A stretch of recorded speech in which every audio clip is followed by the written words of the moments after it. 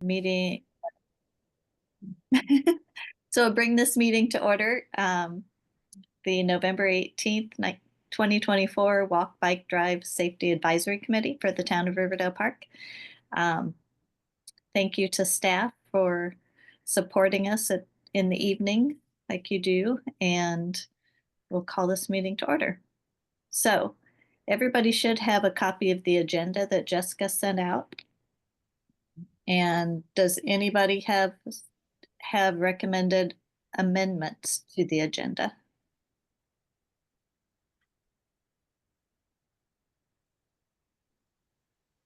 Can I have a motion to approve the agenda as submitted?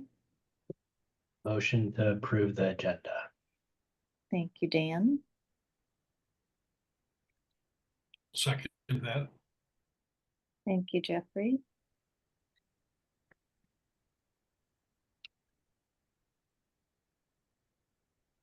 And do we have any stated conflicts of interest for the agenda items?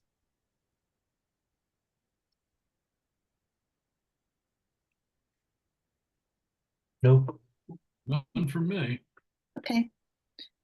So with that, we'll start our meeting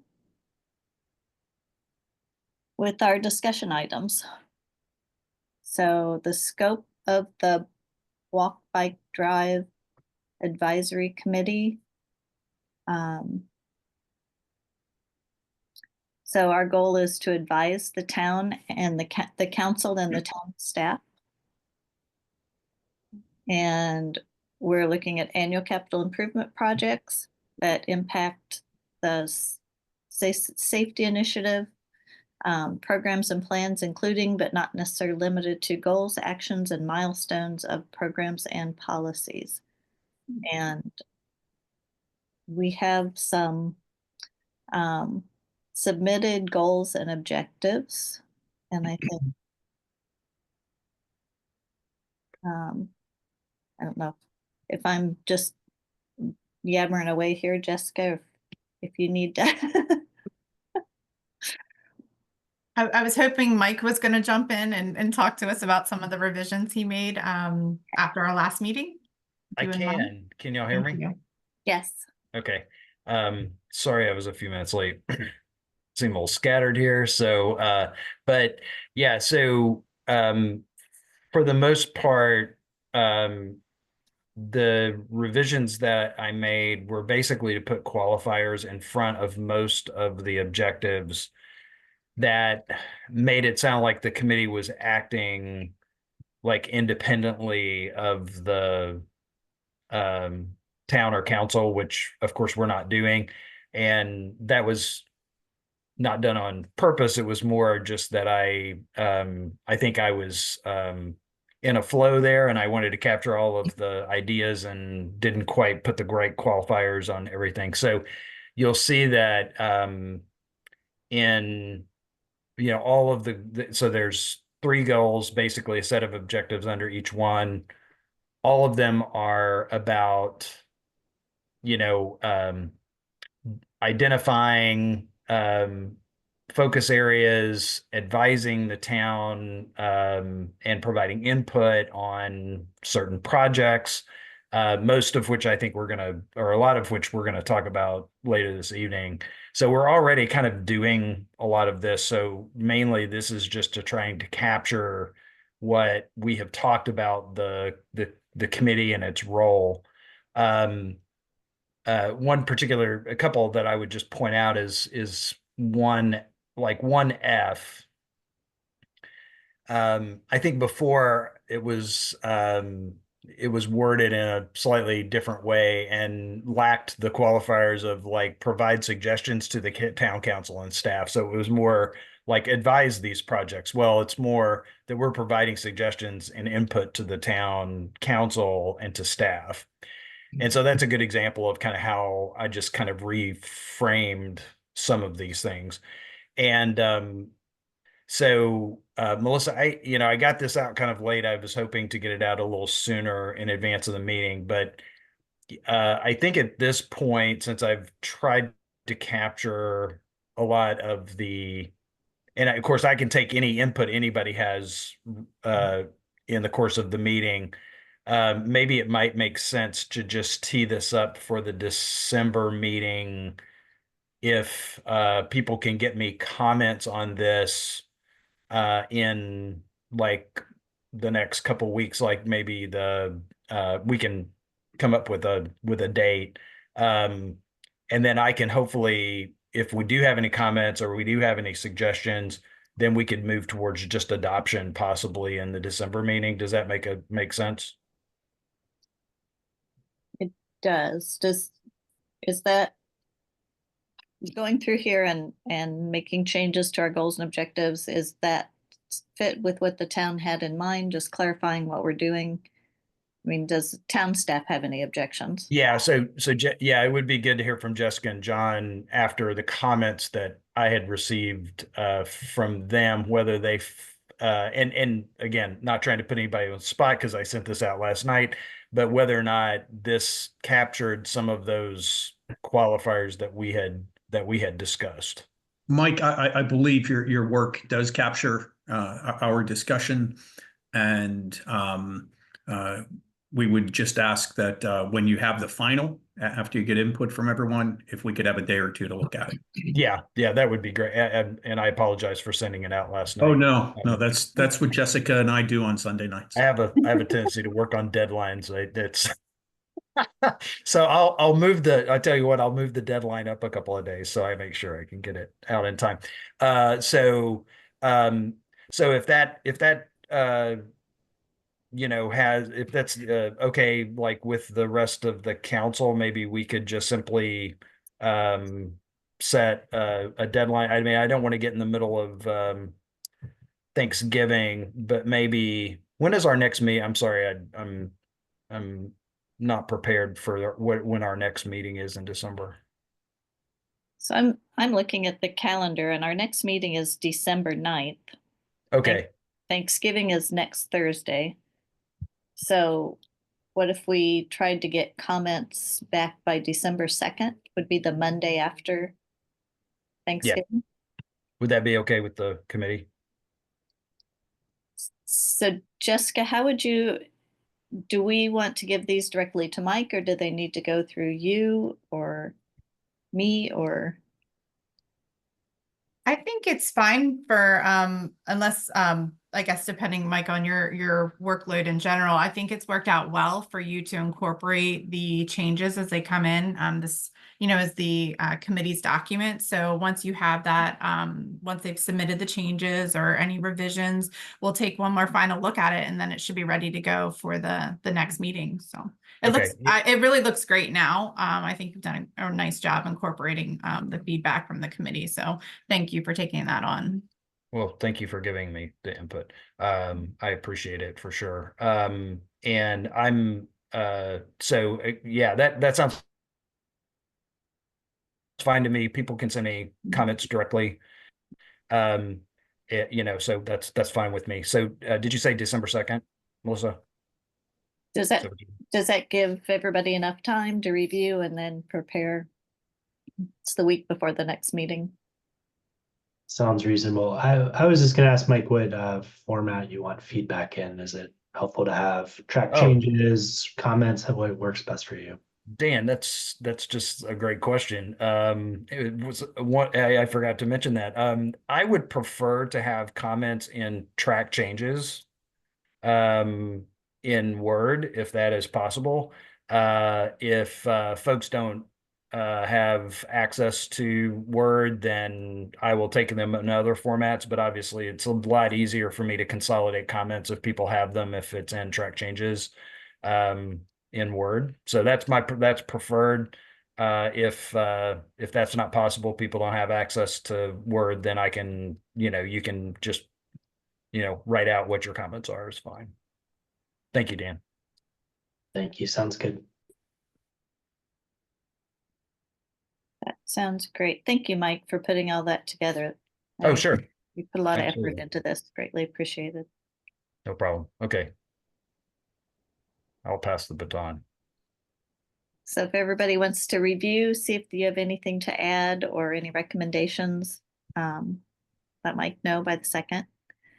And with that, we'll move on to discussion item number 2, the quarterly motor vehicle traffic crash report.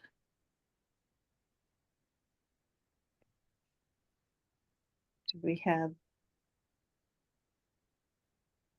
Chief Turner? Are you still with us? Yes, ma'am. Good evening. Good evening. So for the quarterly traffic crash report from July 1st through September 30th, we had a total of 255 accidents, with 73 of those personal injury, 175 property damage, and 7 including pedestrian and bicycles. If there's any questions, I can take those.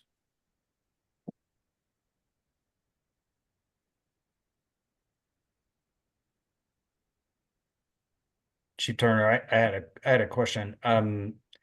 Is there any and if you're not prepared for this, I don't want to put you on the spot, but is there any additional information about what the nature of the pedestrian bicycle crashes were, like severity and where they happened, or what was the situation? I don't have the information individually. One of those accidents was a fatal pedestrian accident involving a bicycle, and that was on Riverdale Road. The majority other one, if there were any injuries, they were minor. If that helps answer your question. So did I see another hand up? Yeah, Steve Hardig, community member. Can you speak up, please, Steve? Sure. Can you hear me now? Better. Okay. I guess I just had the same question Mike did. Would it be possible to get more information on the bike and pedestrian collisions, as that might inform actions that the committee might want to take? Sure, I can have that information prior to the next meeting. Thanks. So crash reports are public, correct? Correct. So would it be possible? I mean, we don't have a huge number of pedestrian and bicycle related crashes, and I know we're the walk, bike, drive committee, but would it be possible to put copies of the crash reports for pedestrian and bicycle crashes into a Dropbox folder that we can review, kind of looking at location and severity and cause and that kind of stuff? Or is that not appropriate? We can come up with something that should suffice. I don't know if we want to list the accident report, it has people's personal information, or we'd have to redact it. Okay. Aren't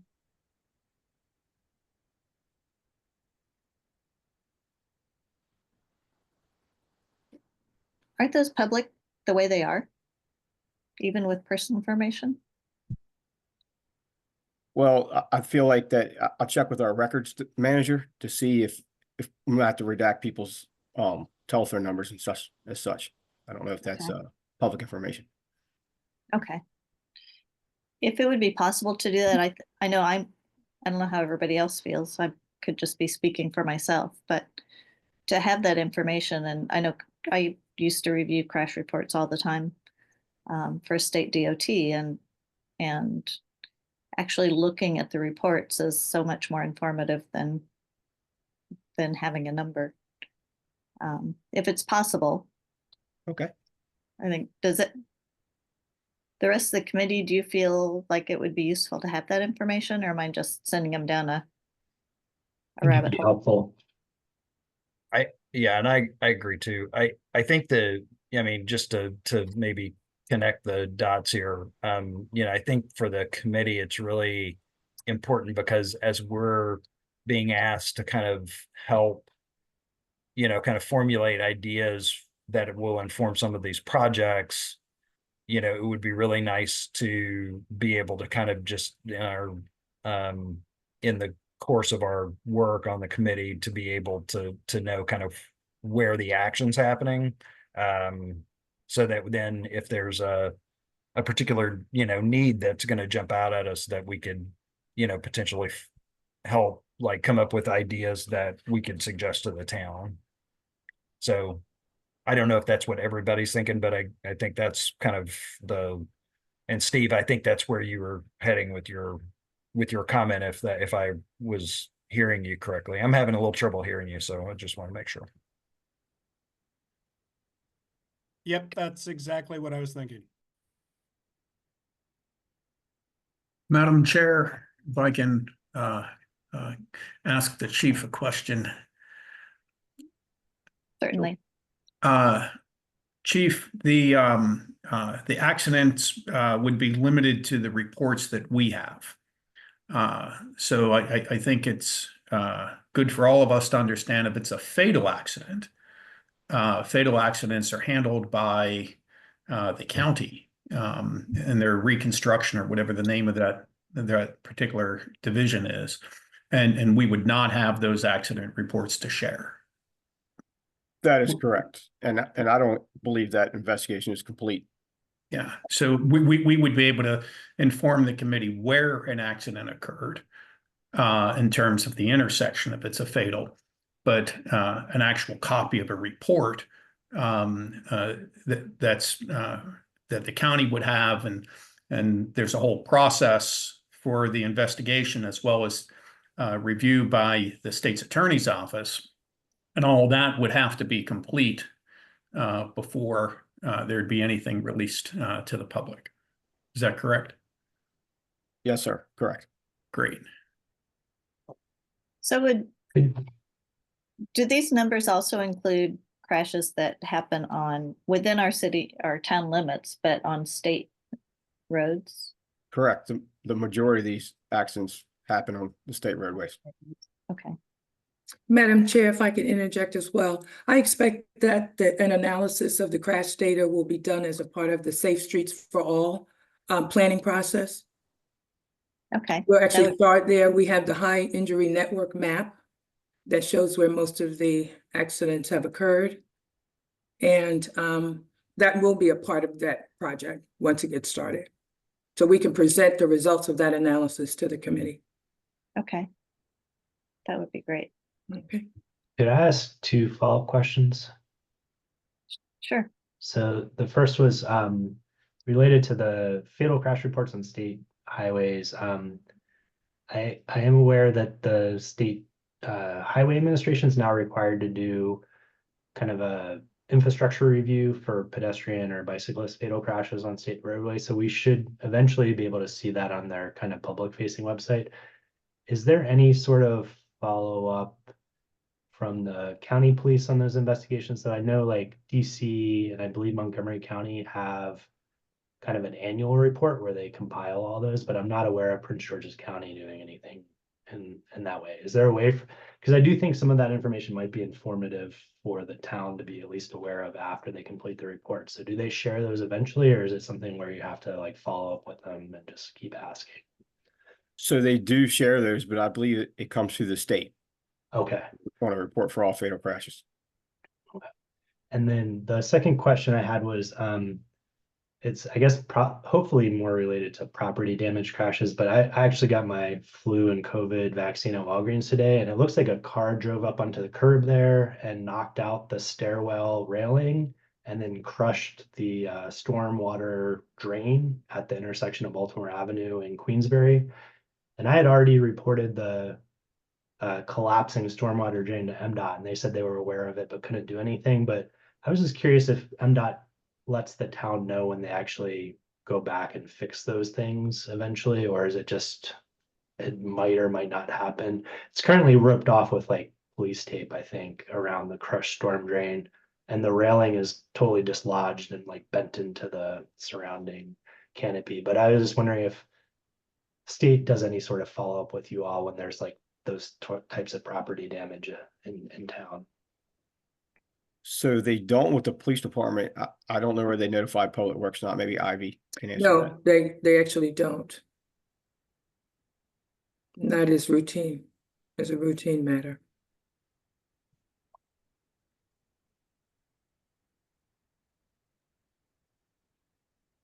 Well, thank you for that clarification. I was just, again, just curious if there was any sort of follow-up from the state on this sort of.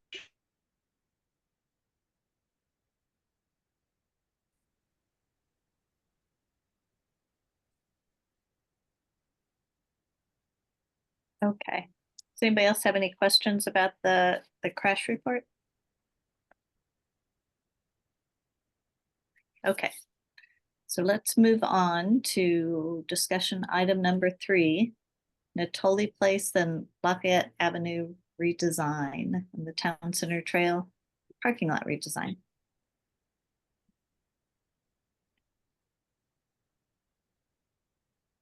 So we have an introduction to do first, Madam Chair. So Okay. we have Rodney Tissue with us this evening. Rodney is now working for the town as the Special Projects Coordinator. I've known Rodney for 23 years. Rodney recently retired from the city of Hagerstown. He was department head and the city engineer, overseeing both engineering and parks, and has brought a lot of complicated projects to fruition for the city of Hagerstown. And he's helping out the town by shepherding these 2 related projects, the Natoli Place redesign as well as the trolley trail realignment. Hi, everybody. Good evening. I guess I'll just jump in here and tell you a little bit about what we've completed so far, where we're at, and then how we like to work with your committee to bring these 2 projects to fruition. So I worked in Hagerstown for 31 years. We had a bike committee, a bike and ped committee, very similar to this. And out of that committee birthed a lot of projects that we got completed. And it's really helpful to have all the eyes and ears that you bring to this and ideas to help shape how to make improvements that are effective. And so that's the overall goal here. Up until this point, we've hired Mead Hunt, who's a consulting firm, to do the actual design work. And when I say design, it's phase 1, which is a conceptual design. So the end product of this phase will be a colored rendering of how we want to make improvements to both Town Center and to Natoli Place intersection. They've completed a lot of traffic data collection already. You may have seen cameras out there doing that. They've compiled what we call base plans, which are aerial photographs that show the area in detail with topographic features, dimensions, different things like that. So we're compiling the crash data in those 2 particular areas. So as we get all this together, we're ready to meet with the public and hear exactly what the concerns are about both of these areas, to get people's feedback, to get ideas. We were hoping to have public meetings in January, and we will talk a little more about that in detail in a little bit. After that, we'll take that feedback and actually start doing some concepts. And ultimately, our goal is to have a final concept that the council can approve next summer. And then we'll do the design off that. But the hard part in some of these projects, I think, is getting everyone's input and finding out what the concerns are. And, it all starts, I think, with this committee. And, a big part of this project is bicycle and pedestrian safety. So I guess I'm not exactly sure, Jessica, what we wanted to accomplish tonight. Introduce the projects with the group, but also if you have any initial comments about either one of those projects, we're certainly taking that information. And I guess the last thing I'll say before I open it up is we're hoping that this committee could host one of the public meetings in January, specifically Monday, January 13th, which I think is your regular meeting night. That would be an in-person meeting to invite the public to come in and talk about both these projects, look at everything that we've compiled, and just tell us their concerns and their feedback. It would be nice if this committee could host that meeting and, have some order to the meeting as people share, and go from there. So we'll throw that out there and see how that strikes you, I guess. But that's where we're at right now. I guess open for comments.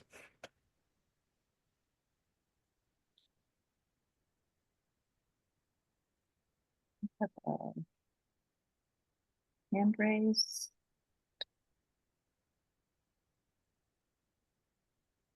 I'll jump in, Melissa, if that's okay. Oh, go ahead. You can always count on me. To talk, because I'm so shy and retiring. We appreciate you, Mike. Is it okay to call you Rodney? Is that okay? Of course. Yeah. We've kind of shortcut down to first names here. So anyway, Absolutely. welcome, and we're like really, really glad that you're making some progress on the project, and it's really exciting to kind of see this get to the next step. So thank you very much for joining us. One of the things I just would maybe mention a couple of things, and this is probably very, very evident. So I'm not anticipating that you haven't noticed this, but it's just maybe just to say it out loud. That intersection really is the intersection of where Queensberry, the Rhode Island Avenue, the train tracks, Natoli Place, Lafayette. Really, it's like it functions as just really one big intersection. And so I'm so glad that the town has linked these two projects together, because really it's one really complicated intersection, and it has some really, I think, there's some sightline issues. There's issues with like some directions having, some sort of like control, other directions don't. I know that the town has tried really hard to sign all of that so that it's apparent. And if you're an insider, I think you always kind of get it. But if you're not, it's a really weird intersection to get through. And if you combine that with there's a lot of people crossing the trail. They're the most vulnerable of all the users, obviously. And I think that the one thing I was just going to mention is just that, the number of turning movements and the lack of control for some movements, and not, for some and not others. And it just really creates a lot of confusion, I think, of that with that intersection. And as a frequent user, I'm there like, sometimes two or three times a day, and I'm either riding my bike or I'm walking through it for the most part, but I drive through it as well.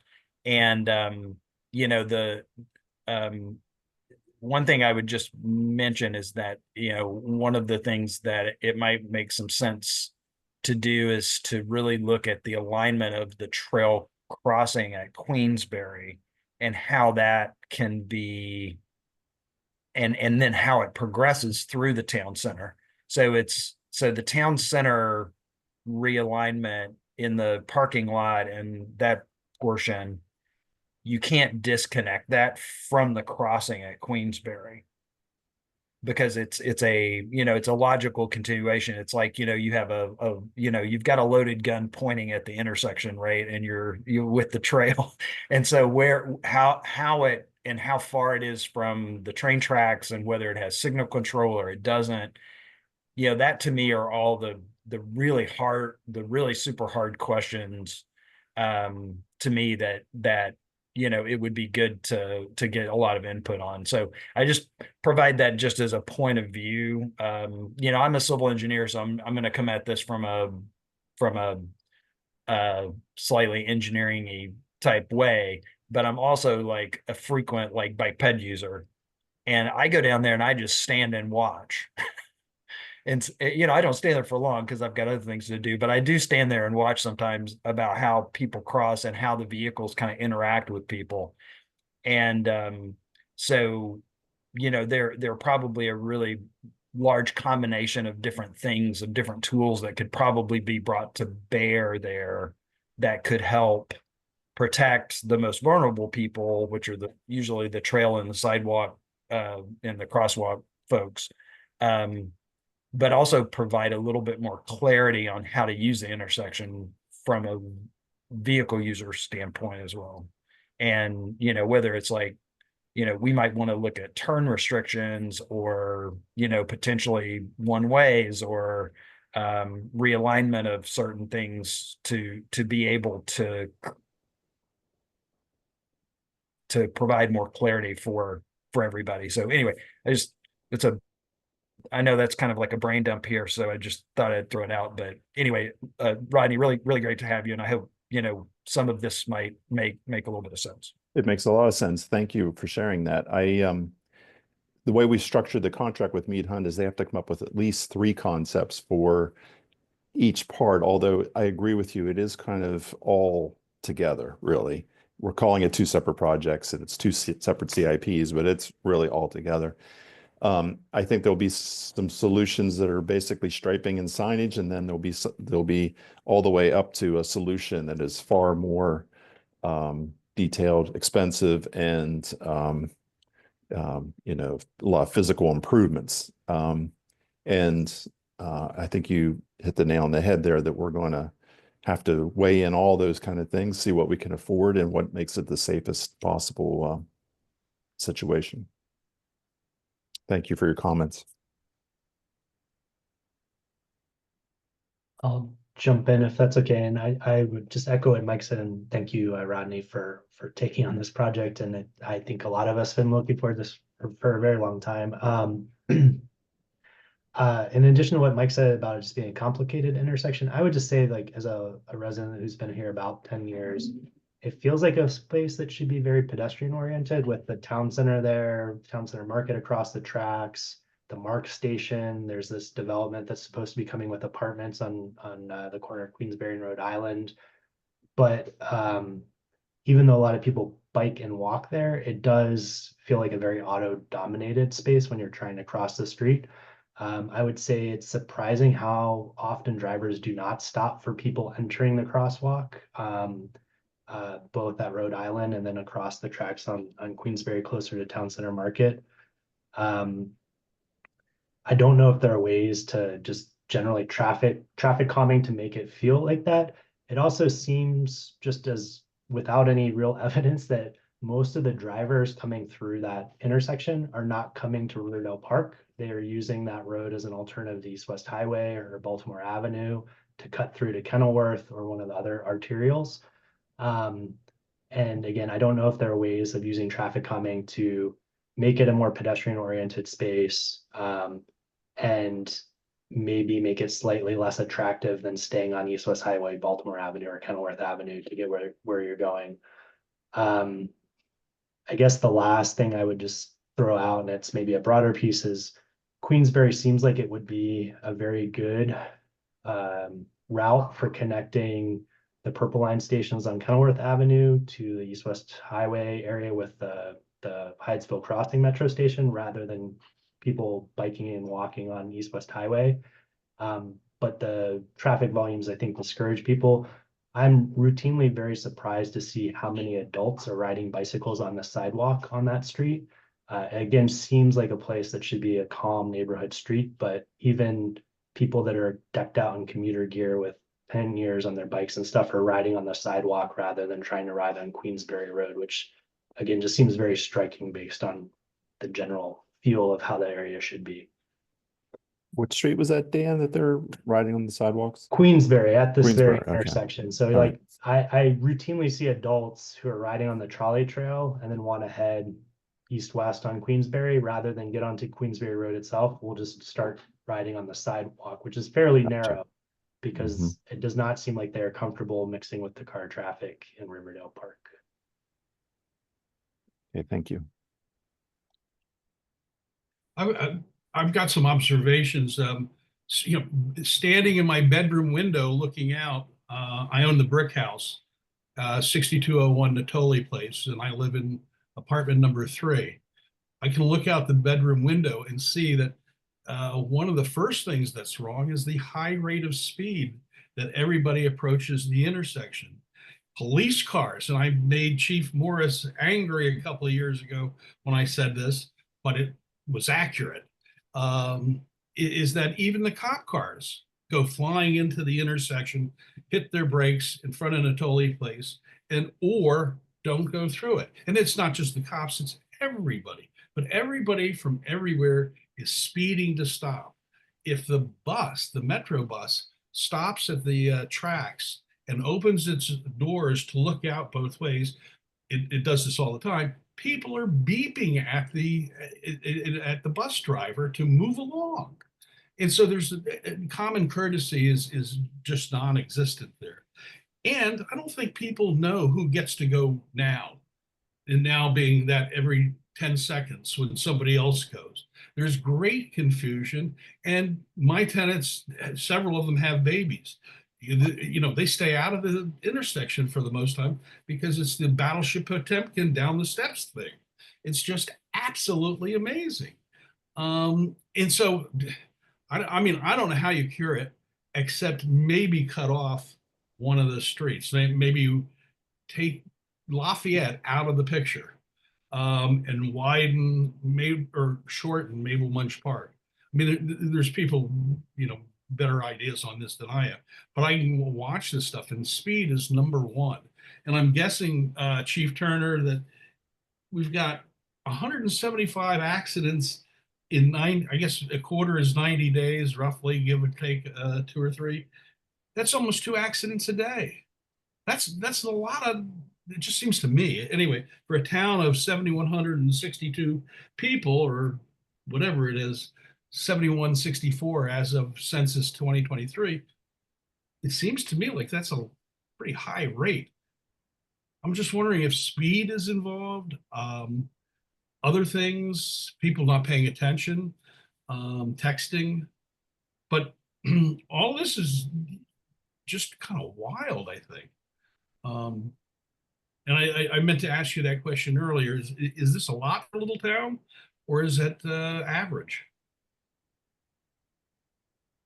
Chief? I mean, it is a lot of accidents. I would agree, but I think we have a high concentration of traffic, and I couldn't put a specific answer on the cause, but of course, speed is some of the reason. Distracted driving, pedestrian error, all kinds Are of. the people having accidents from the town of Riverdale Park, or are they from everywhere? Do we have a lot of incoming cut through business, or what's happening? Predominantly, most of our accidents occur on the state roadways. So On the state road, not involving town residents most of the time. I see. And just to clarify, I believe it was 255 accidents in the last quarter. Correct. It was 255, not 175.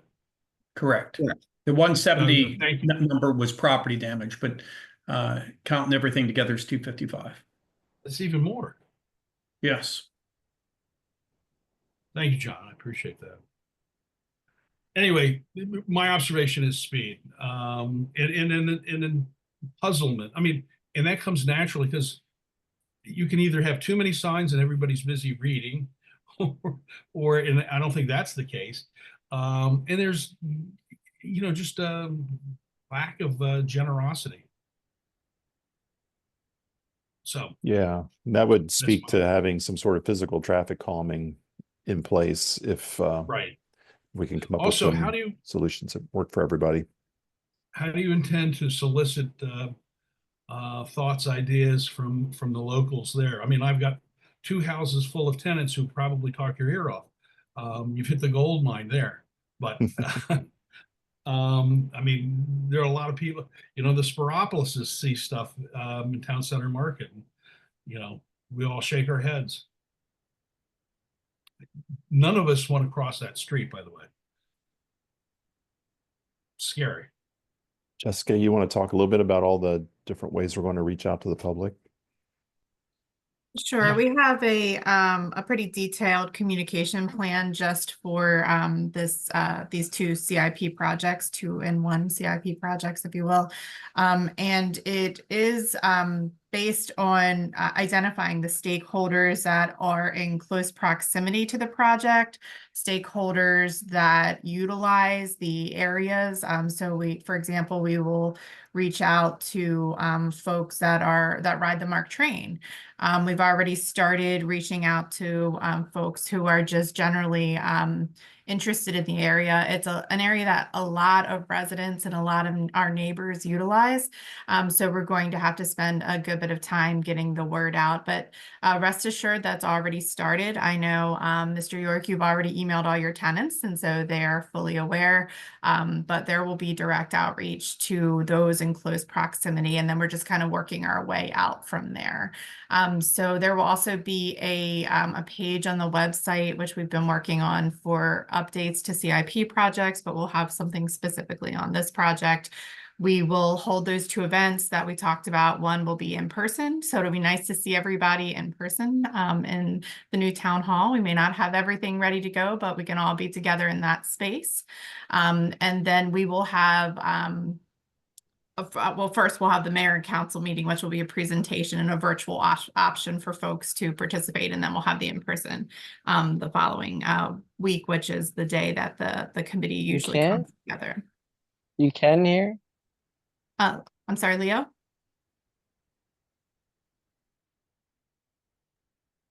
And if I can just add one last thing, there's been several comments about having two projects, and Jessica just described it as 2-in-1. The reason why we have it as two CIPs is purely for accounting purposes. So we recognize the connectivity of the projects. We have a state grant for the trolley trail, but those funds cannot be used for the realignment of the road. And since it would have been more of a accounting mess trying to keep track of things and separate out what part goes where, we identify them separate, and we're keeping all the invoices, the contracts, everything separate. Councilman Ifya, guess you've had your hand up for a while.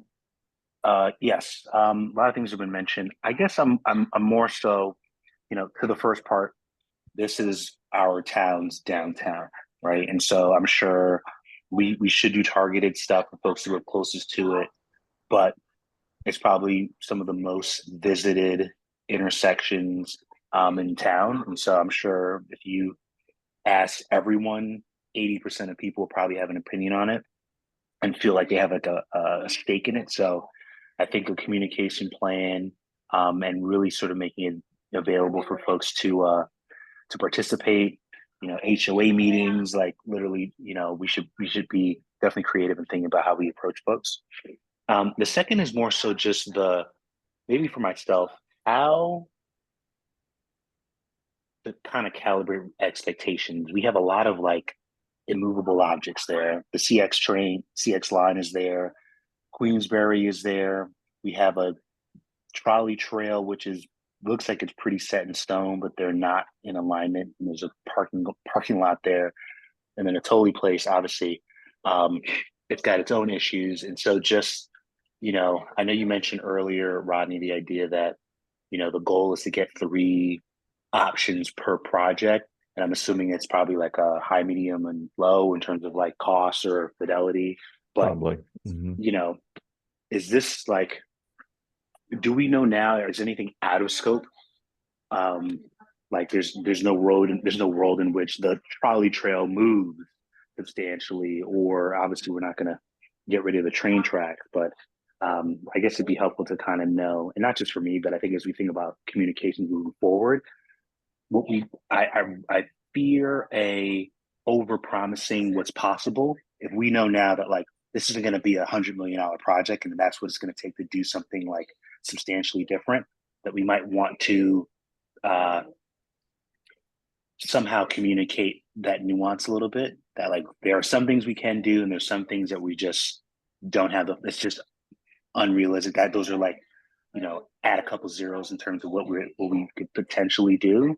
And so my first question, just to I know I've been going on, is just one, if you have a sense of, are there certain things that are that's just out of bounds, it's not feasible at all, in terms of like orders of magnitude?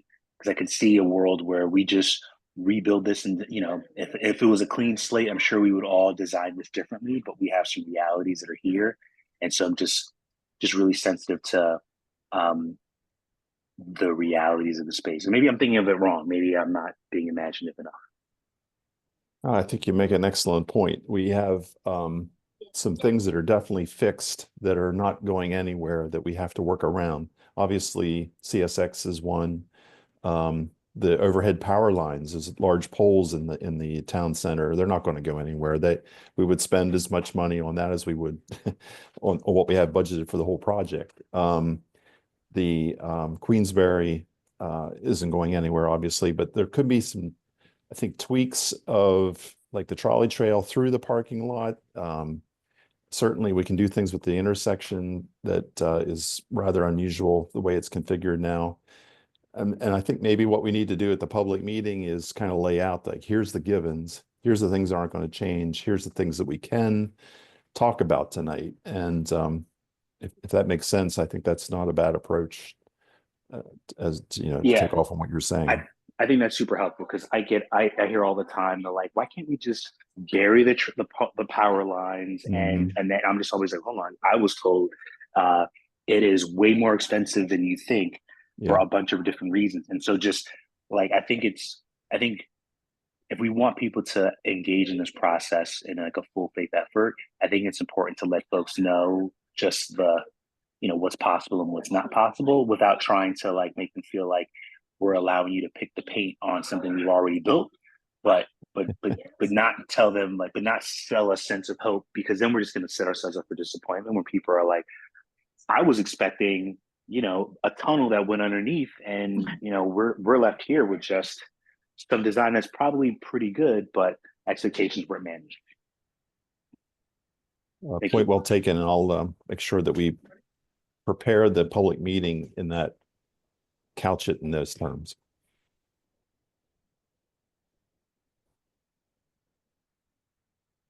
I'll just put in my personal 2 cents here. We have that great triangular park in the middle. It would kind of make a good center of a roundabout that would be just obnoxious enough to slow down drivers.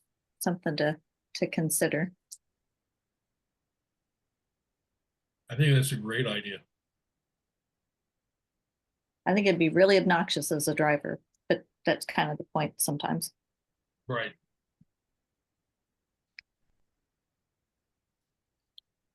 Say that again, Melissa. I didn't quite follow that. So we've got Queensbury, we've got the park and the triangular roads there. We could almost route traffic around, treat it like a roundabout with three incoming legs to the roundabout. Yeah. I mean, just something to consider. I don't know if it would work or not, but I mean, it might be enough to annoy drivers and slow them down. Gotcha. Yeah, I was thinking something along that lines too for one of the options. Yeah, I'm an engineer too, and I'm not beyond annoying drivers. Melissa, slow I'd down.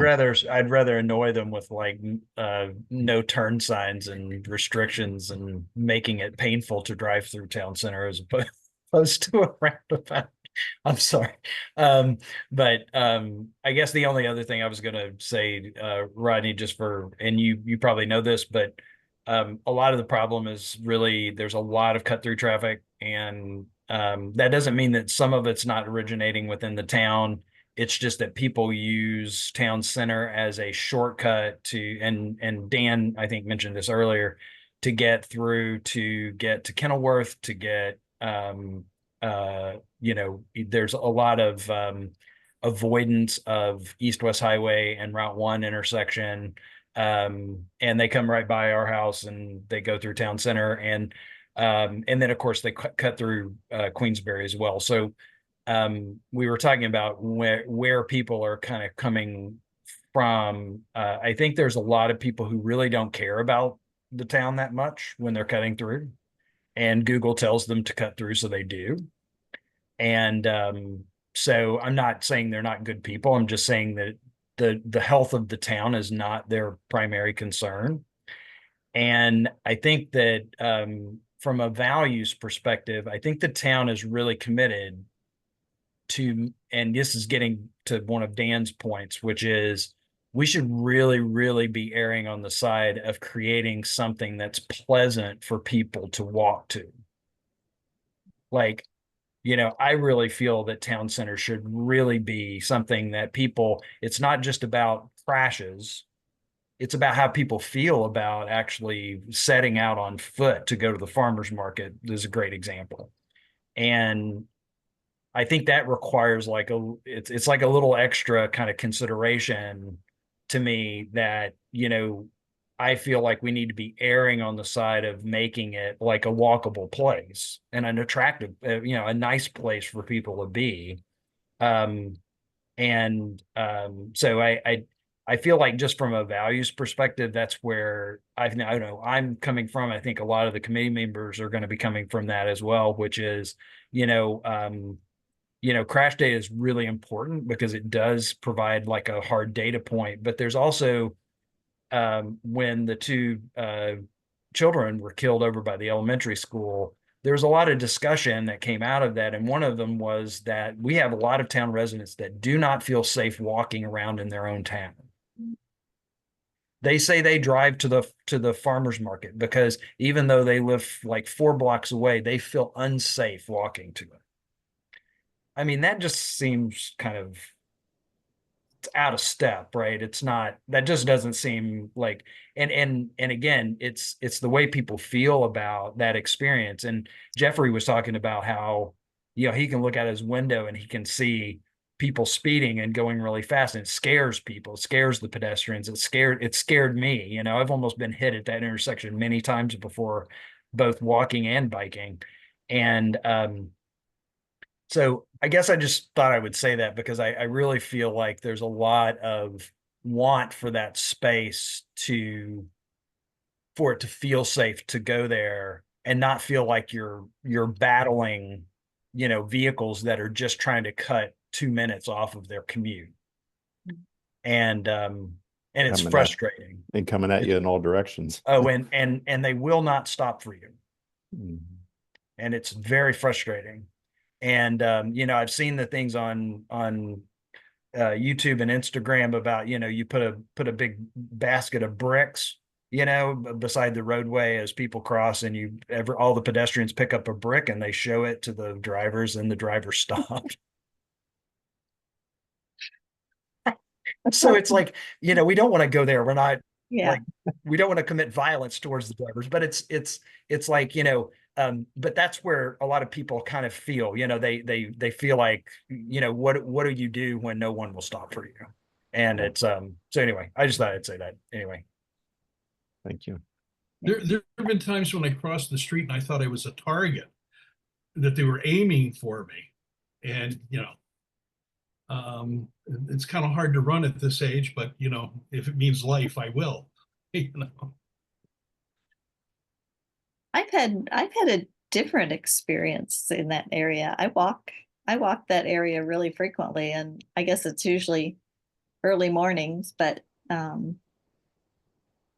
granted it's complicated and messy, but I've never really felt in danger. And in my experience, drivers, most of them have stopped, not all of them, but I've never had to wait for more than 2 or 3 cars before somebody stops at the trail crossing. They should stop the first time. Yeah. I'm Always. happy if the second or third one stops.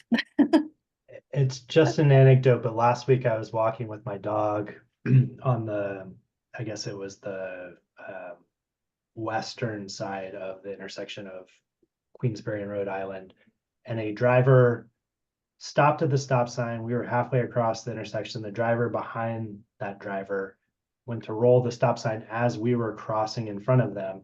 He slammed on his brakes like inches from hitting us. And I think I must have reacted with my hands up. And his reaction was to shoo me across out of his way. And I just feel like that is my too often of an experience where it's like the pedestrians are in the way of the people that are trying to cut through town and get through that intersection as fast as possible. And I dropped it in the chat, but another thing that I don't know that this these projects can address it, but I've also just noticed that with the number of drivers trying to cut through town and getting stuck at the CSX gate, again, they could have gone a block further and taken East-West Highway and not had to deal with the at-grade crossing. I've never really experienced so many drivers passing a long row of stopped cars in the opposite lane of traffic to get through the intersection. So what happens is they'll try to use Queensbury to cut over to East-West Highway or Kenilworth Avenue. When the CSX gates go down, they'll then use Rhode Island / Maryland Avenue, which is like the industrial road that kind of goes through, to cut that way rather than wait for the train. And so you'll have a line of 10 or 20 cars backed up waiting for the CSX gates to go up, and drivers will just start driving in the opposite lane to get past them to make a left turn onto Rhode Island, Maryland Ave.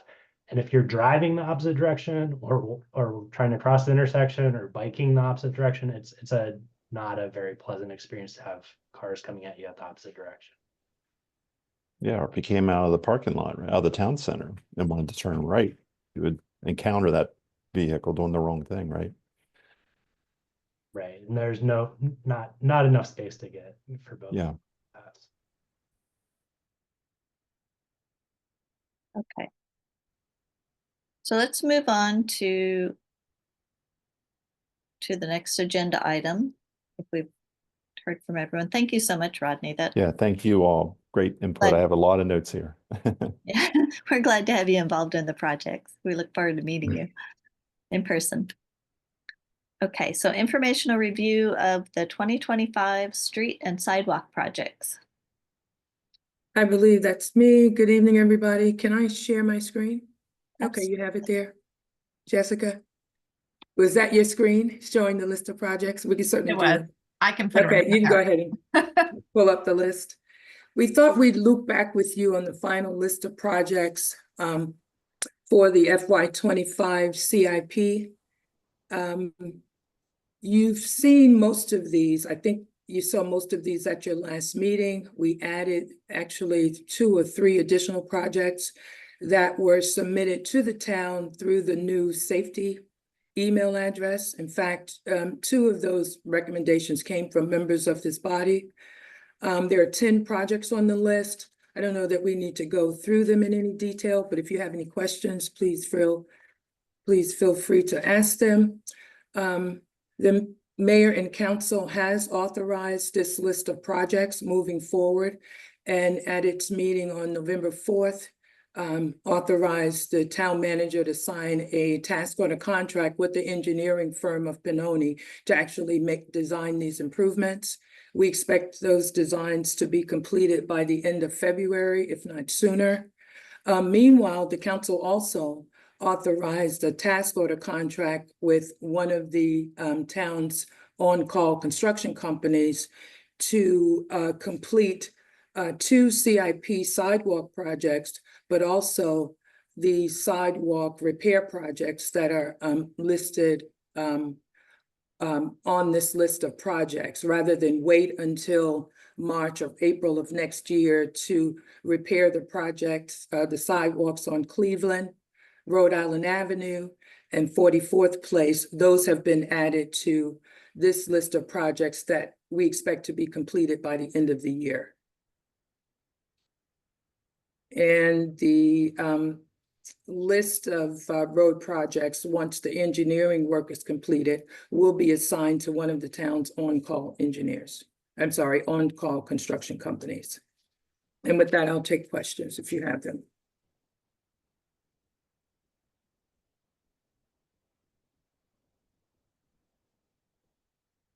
So I have some questions. So on number 2, 54th Avenue, You've got installed speed bumps. Sorry, I have a cat helping me out here. How many speed bumps will be installed and where, and were the adjacent property owners, did they request them or were they involved in the decisions at all? Actually, this one was recommended by the council member, the ward council member in this area. And he's actually requesting 2 speed humps on 54th Avenue between Riverdale Road and Spring Lane. So the engineers will determine the best location for those speed humps in light of curb cuts for driveways and the Jefferson intersection. And so that will be recommended by the engineer. Do you have a comment or concern about that? No, I was just curious how they were initiated, because a lot of times neighborhoods will request them because for traffic calming. Sure. This one came from the council member of that ward, and it may have come from some of his constituents. He didn't share that information, but he has in fact made this request multiple times. Okay, I was just curious. Sure. And on the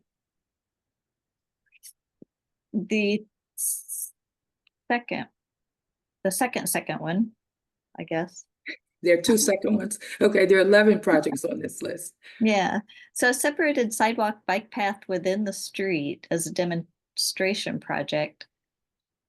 So on 54th Avenue, I don't know if you know where the Boys and Girls Club is or the dog park on 54th. Yeah, it's at the end of my street. Okay. And so we're missing a portion of the sidewalk on 51st, and the engineer has recommended almost a demonstration project at this location ahead of the Safe Streets for All collection of demonstration projects, just to get a safe route from where the sidewalk ends to, I believe that's Tuckerman. It just seems like there's no traffic on that street. Oh, I'm surprised at the number of cars parked on the side of the street where the Boys and Girls Club is located. Yeah, there's a lot of parked cars, but there's not much traffic, and it doesn't really go anywhere. So it's pretty low speed. It just seemed like an odd choice of locations.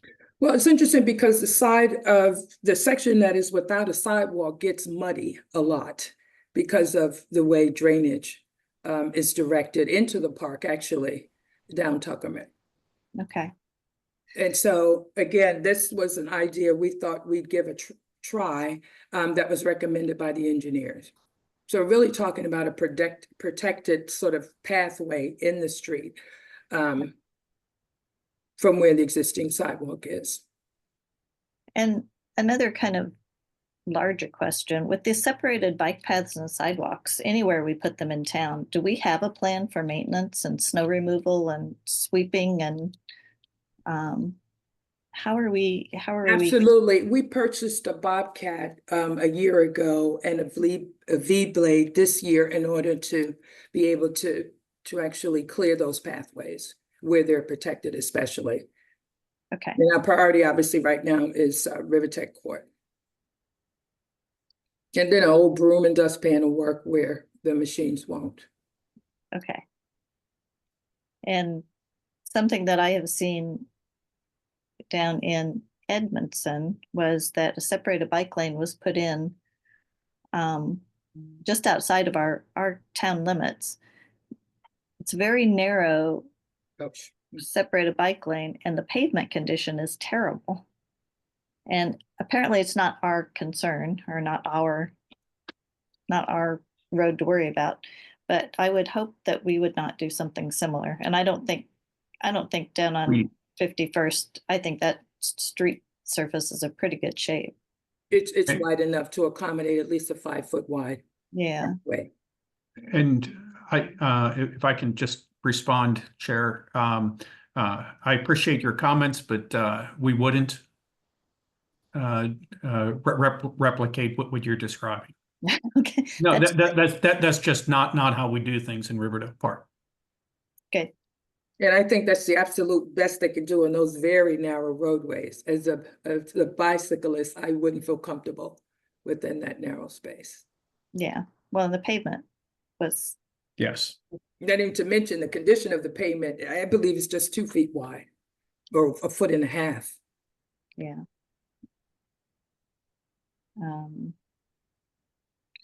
So in number 4, crosswalks at various locations, how are the locations chosen, and do we know? Where we have curb ramps, for sure. It's one of the locations where we'd want to have crosswalks, and we don't always. So I can provide a list of those when we get to that point in the project, if you like. No, I was just curious. But speaking of where we have curb ramps and where we have crosswalks, the crosswalk at the school has no curb ramps up by the charter school. I'm going to bring that up at every opportunity. We have a curb ramp where Chair. the crosswalk on one side. And Madam Chair, I'm sorry to interrupt, but we've already signed a contract for that work to be done. And Good. the work will be done by the end of this calendar year. Glad to hear that. Thank you. I'll quit harping then. Yes. Oh, So- you're able to keep harping, but we agreed with you. Right. And so we took that to the council and got authorization. The contract's been signed and the work is being scheduled here in the next 6 weeks. Good. Thank you. And that's weather permitting. I just want to manage expectations there. If we start to get snow, then that's going to slow us down. I have one more comment. I spend my life reviewing stuff and making comments, so sorry. Okay, we welcome them. Curb ramps at various locations on number 5, installing compliant curb ramps at designated locations. How do those relate to the resurfacing projects? Are they in addition to resurfacing projects? Are they coordinated with resurfacing projects? They are, and sometimes they're standalone when the curb ramps are not ADA compliant. Okay. Or there's an obstruction. I think there's one at Sheridan, I forget the cross street, that we've been looking at for some time to correct the curb ramps at those locations. Okay, but we're still doing curb ramps on resurfacing projects, right? Yeah, definitely. Okay. Mhm. Okay, that's all my little comment bubbles. Thank you very much. Okay, thank you. Madam Chair. Yes, Councilman Ifya. The only thing is, I know the list isn't up anymore, but the trolley trail crossings, I think Woodbury is listed. I'm curious what that would entail. And I know there's been a request a couple times for like a pedestrian sign on the trolley trail in Van Buren. And so I'm just curious what that might look like in terms of it just says road markings and signage. Is that like the crosswalk or is that something different? So we're talking about the site triangle at the end of these blocks and making sure that vehicles don't park in that space. So we're really talking about striping. If you're referring to number 8 on the list, or the Correct. project that's listed as number 8. Yeah, yes. Mhm. So we did a lot of that. We didn't stripe them in Riverdale Park Station, but we have signs, no parking from here to the corner. There was a recommendation that we stripe this area, or daylighted, I think as it was called, at these intersections. And that's the sort of paint the curb yellow. Or the actual space in the street with hash marks. Oh, I didn't know that was A an clear option. indication that parking Okay. is not permitted. Okay. And so the pedestrian signage, like pedestrian crossing sign on Van Buren, is there a way to account for that? Or I feel like one of the engineering reports sort of looked at all the signs in the neighborhood. And if that's handy somewhere that we could kind of share, there's a particular I know it's been brought up a couple of times from a resident. That might actually be helpful for me just to have that handy. So I'm not certain what you're referring to. I'm not hearing you too well. it's Van Buren and the and Rhode Island Avenue, or the trolley trail crossing. Right. It's, I think, the only intersection that doesn't have, as you're going sort of towards the bridge, yellow highlighter sign that says like a pedestrian crossing, right? And so I think that intersection has its own issues around like people actually slowing down that we kind of saw a preview during the block party, and then we mentioned about what are we calling them, shopping mall speed bumps or something like that, the ones that you have to come to a almost complete stop. There might be a probably a better way to sort of handle it than like another street sign. So I only bring it up because I wasn't sure if what you were talking about for project labeled number 8, but now that I understand what you're saying, then yes, it definitely isn't the same, but I guess we can probably deal with that on another time. Okay. Thank you. I've made a note of it. Thank you. Mhm.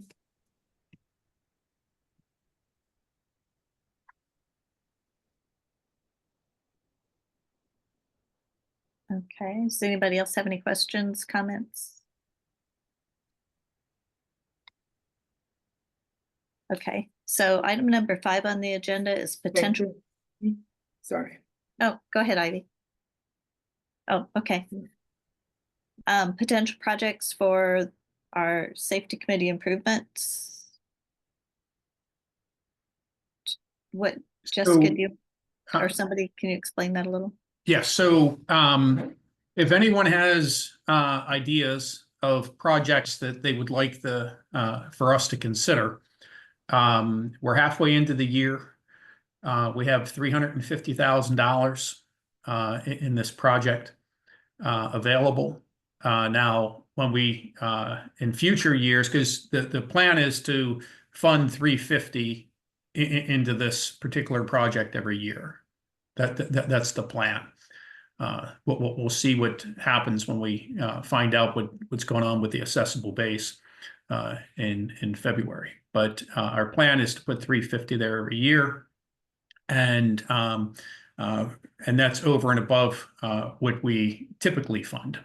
Now, funding may become tight as it relates to walk, bike, drive projects. I don't want to get into a lot of this aspect of it tonight, but I plan on sharing with the mayor and council on Monday that because of a variety of positions the town takes, we may not be the recipient of federal dollars for a little while. And that's something that we have to realistically look at. And so if you have ideas on other projects, something that is high priority where you all have observed, hey, this is a safety issue, we have some money here. And right now it's just a placeholder. So if you have ideas, staff aren't prepared to recommend anything tonight, but we're looking at a few things as well in case there's not ideas coming from the group at this time. I may have an idea. I don't know. Someone recently painted the yellow line down in front of Pete Sparopoulos' rooming house on Riverdale Road. Looks great. I was at 250 Barbecue last week, sitting there looking at it, beautiful, bright, and all sorts of bus marks, rubber marks on the new paint. And I'm thinking, back to my old thing, speed. Everybody's hitting that curb all the way up where it's been painted. Maybe it requires another stop sign on Lafayette going that way and turning left onto Riverdale Road. But when they come running around the corner, they're hitting the curb. And maybe it's just as simple as putting a stop sign on that side. But it's dangerous. There's lots of people. Last Monday, Veterans Day, after I talked to you, Jessica, there was a line coming out of 250 Barbecue. So unmatched success, I would say. But, trouble lies ahead if somebody's standing in the street waiting for a barbecue and meets the bus. So. And thank you for that, Mr. York. And those sign type things, those are things that we can have and Ivy, correct me if I'm wrong, we can have the traffic engineer look at those once we kind of have a list of locations instead of, I think it's a better use of their time to give them a list of locations to check. And we have a separate line item for signing, or a separate project for signage. And so we have another little bucket of money, a smaller bucket of money. And I've actually spoken with the engineer about that intersection. We actually got that request through the safety email as well, to look at that intersection for a stop sign actually on Riverdale Road at Lafayette. Yeah, just to echo Jeffrey's point, like I'm always surprised there isn't a stop sign heading west on Riverdale Road at that intersection, and particularly because the folks on Lafayette don't have a stop sign either. So like technically people could be turning the same direction and neither have a Oddly stop enough, sign. there's And no then stop sign on Lafayette. Yeah, and then to Jeffrey's There point, is northbound on Lafayette at Riverdale Road, a stop sign. The engineer considered that it might have been deliberate at that time, but not appropriate now. So we're going to look at that. and then the Jeffrey's point about the turning, folks are often turning left from Lafayette onto Riverdale Road and traveling in the opposite lane because they make very narrow turns. And so I think the other thing was like some sort of left turn hardening where there are some markers for people to keep in their lane when they're turning would help. And I think that also addresses Jeffrey's point about people hitting the curb and things like that. Well, these are all new drivers, right? No, it's just such a wide I'm road and joking. people are coming, people are coming off that. Seasoned drivers, I'm just, taken aback. All right. Well, when you go down Riverdale Road and turn right onto Lafayette, there is no stop sign there either, which then permits them to go faster, they go wider, and they meet the oncoming traffic coming down Lafayette. And that's always a fun thing to watch too. I'm thinking about buying a body shop nearby. Yeah, I would just jump in. I agree completely with Jeffrey. That intersection is just screaming, make me a three-way stop. Right. All direction stop. 250 is, it's an unmitigated like success. And it's just highlighted how kind of odd and dangerous that corner and the turning movements are at that corner. I had another question about and this is a kind of maybe a broader discussion, but I mean there's to me a real need to kind of focus a little bit on Riverdale Road in general. There's a lot of intersections that have no crosswalks across Riverdale Road. There are ramps, there's stop signs, but there are no crosswalks. You cannot, there's not a crosswalk to go to Riversdale. Right. To go across Riverdale Road to Riversdale, to the main entrance. There may be a reason for that. I'm just pointing this out. I mean, this is what dog walking does for you. You get to know lots of details about the roads and the crossings. But in addition, Riverdale does not really have any traffic calming of like speed bumps or other things. And then of course we have the really long block that's right in front of the school with no intermediate crossings from the bridge over the Northeast branch all the way over to Taylor. And it's just like a really busy area for the kids. And I feel like there's kind of a need to have, because this is part of the core of our town, right? This is and it just seems like we have an opportunity maybe to do something. And maybe this is a phased approach, but maybe there's some sort of vision or like kind of idea of where we want to be in 5 years on Riverdale Road, and you do it incrementally. But I think it's a really I mean, it's a beautiful street. It goes in front of some of the town's most, you know, kind of important places. And I just feel like maybe it might be good to try to prioritize some of those things. And of course, you know, I think we all have a really soft spot in our hearts for the kids, and the fact that some, you know, the terrible event that occurred there last year. And so anything that we can do to make the kids feel more safe, I'm 100% behind. And so I just, you know, I wanted to say that because you know, I feel really strongly that demonstrating to the town by doing some of these things on Riverdale Road and Taylor. I know there's something on the list about putting speed bumps on Taylor. But I feel like, you know, that was really one of the main motivators, if not the main motivator, for setting up the committee. And it would be really great if the town could have some physical like demonstration that you know, the users of the school and the protection of the kids and providing more crossings for them from walking down from the apartment buildings and coming over to the that all of that's like, you know, prioritized by the town. So I just thought I'd say it because I feel like there's something kind of missing there. And so Ivy, I see that you came on, so maybe you have a reaction to that. Well, no, I think that's a good candidate for demonstration projects as part of the Safe Streets for All. Maybe even raised crosswalks at And different locations and along that stretch. Mhm.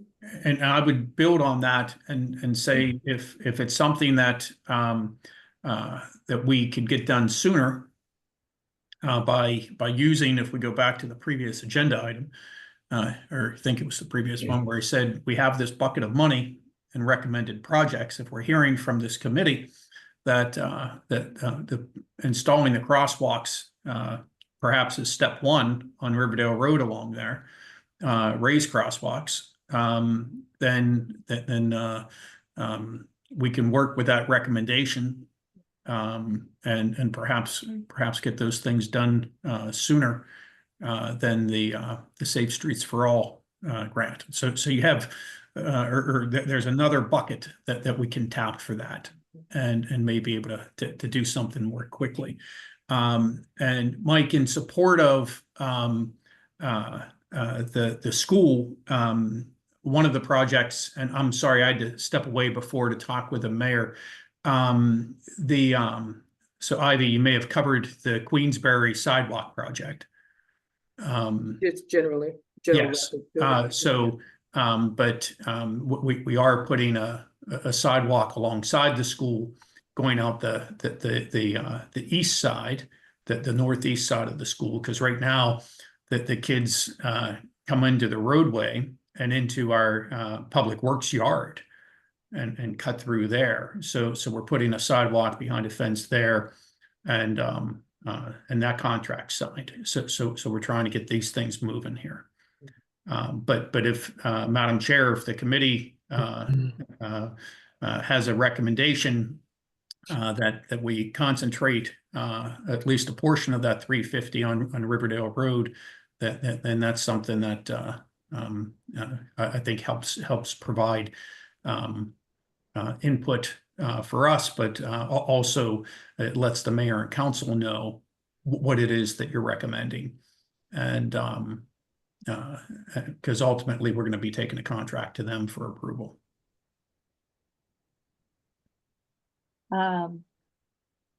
Before we make that recommendation, Steve Hardig, you've had your hand up. Hey there, can you hear me? Yes. Yeah, so two things. First, Lafayette Avenue and Riverdale Road, the 250 intersection. It seems like that's a pretty long crossing distance between the parking lot and 250. In addition to the stop sign that was mentioned, might be a good place for curb bump outs on that intersection to close that crossing distance. visually reduce the section of the roadway so that people slow down when they approach the corner. And then, provide a quicker refuge for people to get off the road there. It's something that comes to my mind when I look at that intersection. Second, Riverdale Road. Just want to echo what Mike and the town manager was noting about Riverdale Road. I walk my dog there every day. It's an uncomfortable stretch of road to be on because there's always a high volume of traffic. Isn't particularly pedestrian friendly. I think, one or more crosswalks would go a long way towards making it feel like a space where you would expect to see pedestrians and for drivers to drive like it. So those are my thoughts. So I would like to add a comment for using that 300,000 plus funds. It would be a good start to an ADA transition plan, which is required by law. We don't have one. So. And I think that's on the list that Mike presented at the beginning for the recommendation to the council. Right, but that might be a use of that fund, $350,000 funding project too. Or what's left over after Riverdale Road improvements. So it sounds like everybody is in support of improvements for Riverdale Road.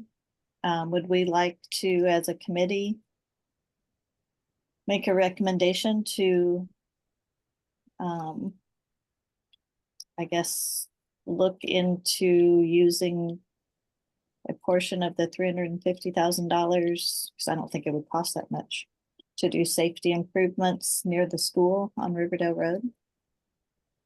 Would someone like to make a motion, or?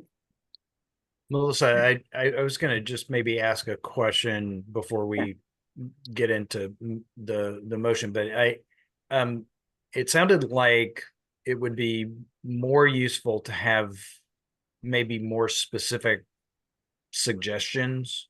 Is this a good, I guess, opportunity for, we had talked about potentially having like subgroups or like a portion of the committee to kind of break off and try to go work on something and bring it back to the committee. And if the committee likes the suggestions, then the committee can, I don't know if if this is the kind of thing, like, focusing on what are some things that we could do on Riverdale Road that might help.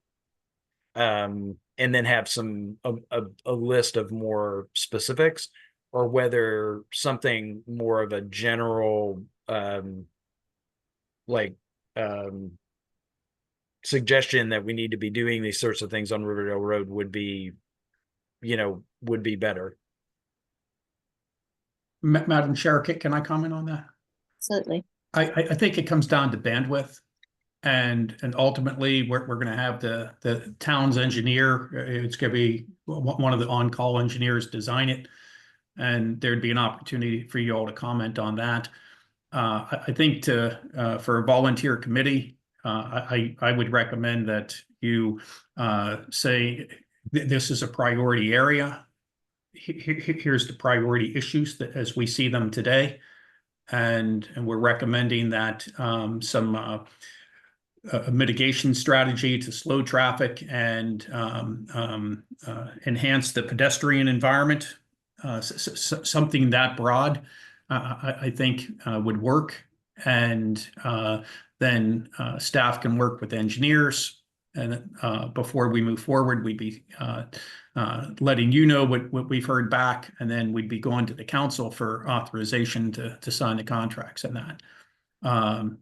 Conversely, you all can work in small groups, but I'm just thinking that time-wise, and I want to be respectful of your time.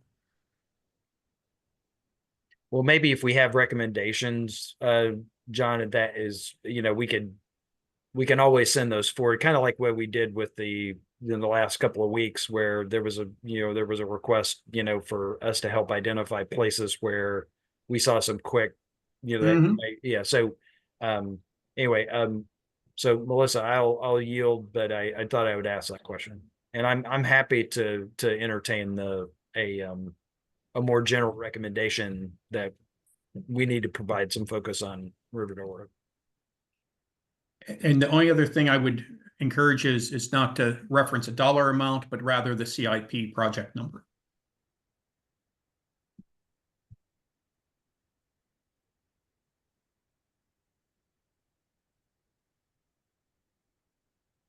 Okay.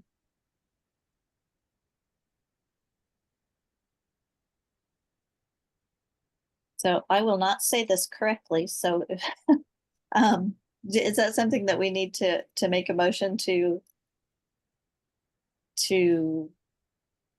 start the ball rolling?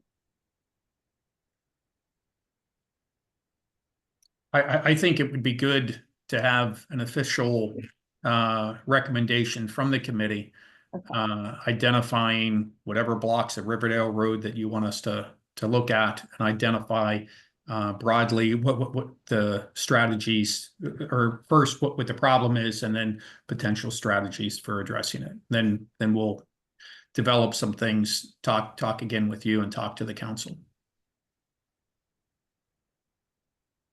Okay. Would someone like to make a motion?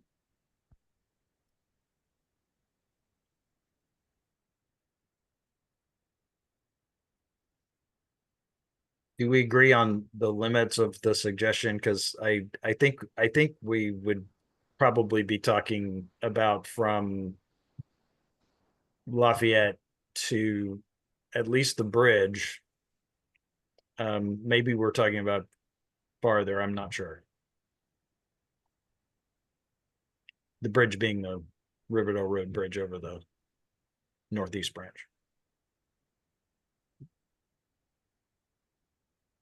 John was asking for from where to where, so I was just trying to provide something. I think that makes sense, although with the bridge project, we don't know when that's going to happen. There was some discussion that the state would add raised crosswalks at the trail crossing, and then the wider sidewalk on the north side. And then I think the town's already committed to extending the sidewalks near the bridge approaching whenever the bridge project happens. So I don't know if it makes sense to limit it further for the engineers to focus on kind of a narrower stretch if those are potentially in the works. But yeah, and Dan, I wanted to make sure though that we captured that long block that I was mentioning earlier, from the apartment building next to the bridge all the way to Taylor, which there's nowhere for anybody to cross, or at least people do cross, but it's not. So would that be okay to, I can really like trip into emotion here, but it'll be worded all incorrectly, but I think people will get the gist. So I will make a motion that the committee make a recommendation to the town that they prioritize, and as they move towards implementing towards implementing projects to enhance pedestrian safety along Riverdale Road from Lafayette to the bridge, that the recommendation be that the town prioritize pedestrian safety along that stretch and pursue projects. second.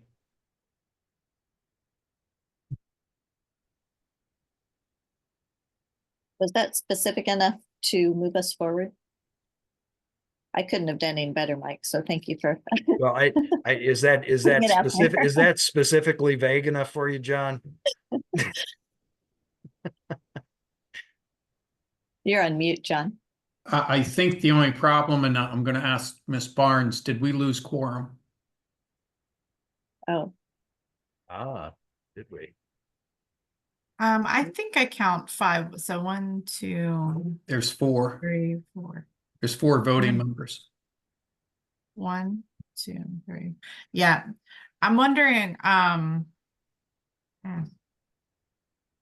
We did lose one of our members just a few minutes ago. We can put this on the next agenda. We're only a very few short Yeah. weeks out. Yeah. And so what we can do is we'll do some framework for that motion and actually put it on the agenda as a recommended motion, and we can move from there. I think we have enough details from the group. Sounds good.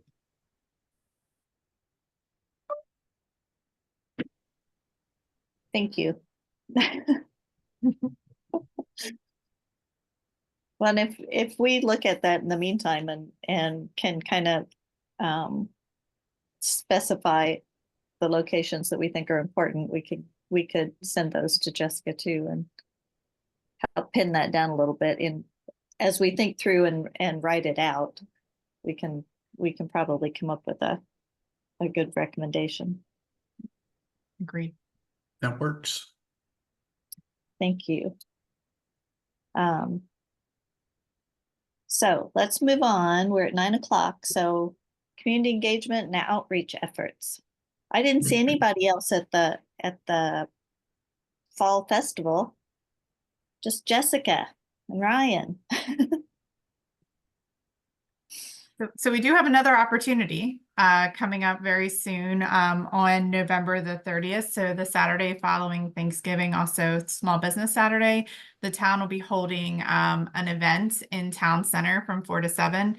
And it's not really, it's not a very specific role other than just talking to people. So we had a great opportunity at the block party to just kind of chat about the things that the town's working on. In fact, I think I got 3 or 4 new names for us to add to our list of people to interact with on the Natoli Lafayette project. So just talking about what the town's doing, we will be handing out, we've given out at this point hundreds, maybe even thousands of reflectors and lights for pedestrians, and just an opportunity to really interact with residents and carry the message of the Walk Pike Drive Safety Initiative.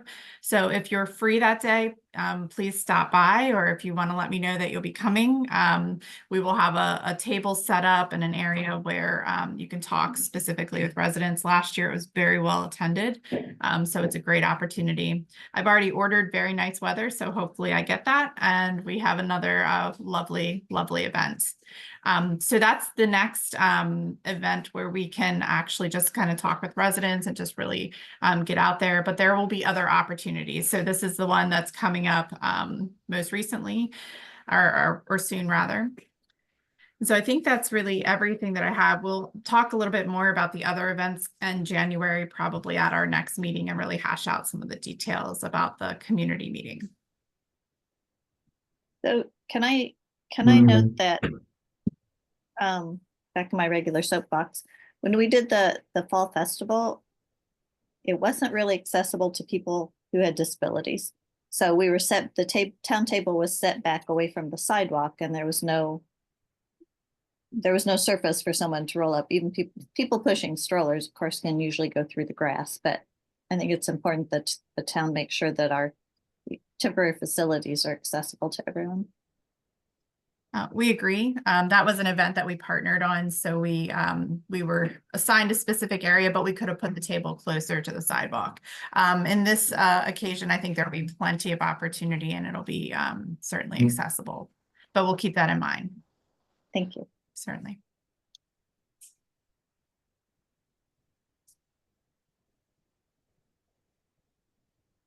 I don't have anything else other than, as we've been sharing a lot of the information that the committee members have been sharing with us. So I think Melissa had shared some graphics that we were shared on our communication platforms, and Dan has sent some things through that we'll be adding into the town crier. So as you see things, please don't hesitate to send them along to staff so we can use them on our communication platform. So if you have any thoughts, we're open to that as well. And the last bullet there, the safety email, the things that we receive. I've discussed this with some of my team, and what we're going to do is provide a general update quarterly. There's some things that we're able to respond to quickly, and we are.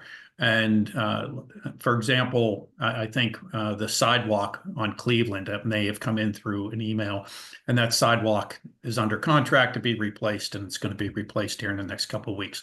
So some things we can act quickly on. Other things we may have to work with the engineers, and again, it makes sense to kind of bundle things instead of just a one-off. And so we're, as I mentioned 2 meetings ago, we're learning and growing. And so we have an email system for reporting, but now we got to take that to the next step of classification. Is this a high priority? Is this more of a study? Is this more of a budget thing for next year? And classify things like that, and then provide kind of a quarterly update to you all in terms of what we're doing. Thank you. So do we have any public comments? I think we might have lost most of our. Nope, Steve's still here. Any public comments?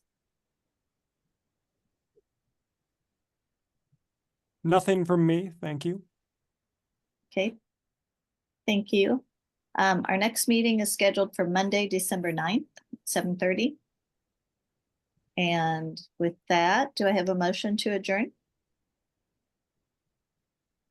Motion to adjourn. Do we have a second? I'll second that. I'll second. Oh, I heard Jeffrey first. And so we are adjourning the meeting. And thank you, everyone. Special thanks to staff and to Rodney spending your time in the evenings. Yes, thank you, everyone. Have a good night. Good night. Thanks for a good meeting.